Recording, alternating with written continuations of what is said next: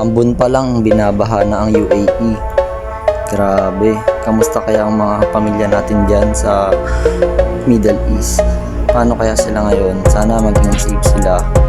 Makikita niyo sa video ito yung lalaki na naglalakad. Siguro pauwi na siya or papasok ng trabaho.